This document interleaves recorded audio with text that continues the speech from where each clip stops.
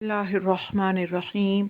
जैसा कि आप सब जानते हैं कि बीबी फ़ातिमा सलामुल्लाह अलैहा का यौम विलादत 20 जमादी उस्सानी बिल्कुल नज़दीक है और मैं बीबी के सदक़े से एक बेहतरीन वजीफ़ा है जो कि हदिया करना चाहती हूँ ताकि सब इससे इस्तिफ़ादा करें और अपनी मुश्किलात को दूर करें।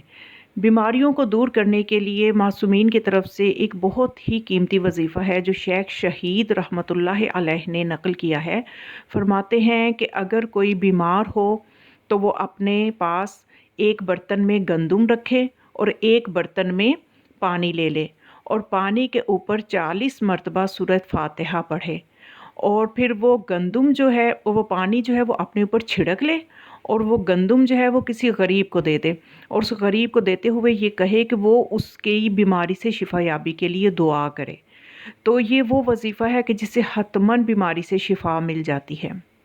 और ये वो कीमती ख़जाना है जो मासूमीन से हम तक पहुँचा है और इसके बारे में मासूमीन अलैहिमुस्सलाम से ही ये मरवी है कि इंसान को सेहत मिल जाती है और तवातुर के साथ मोतबर असनाद के साथ रिवायात भी हम तक पहुँचती हैं कि अपने बीमारों का इलाज सदक़े के ज़रिए से करो।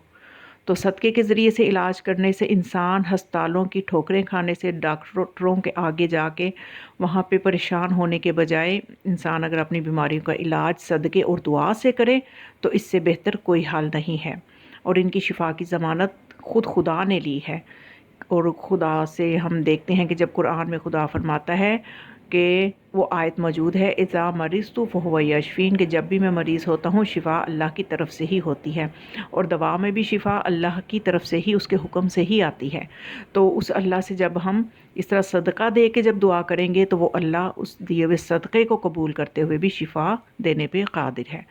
तो आप इस खूबसूरत वजीफ़े को और अमल को बीमारियों से शिफा याबी के लिए जो मैंने बीबी के सदक़े से हदिया किया है, इसको अपने तक ना रखें बल्कि अपने अज़ीज़ों तक भी पहुँचाएँ। और अगर आप इस चैनल पे नए हैं तो इसको ज़रूर सब्सक्राइब करें, इसलिए कि ये चैनल जो है ये मासूमीन अलैहिमुस्सलाम के अलूम को फैलाने के लिए बनाया गया है। और ज़्यादा से ज़्यादा इस वीडियो को शेयर करें और कमेंट बॉक्स में आप कोई मसला हो तो वो भी पूछ सकते हैं। वस्सलामु अलैकुम वरहमतुल्लाहि वबरकातुहू।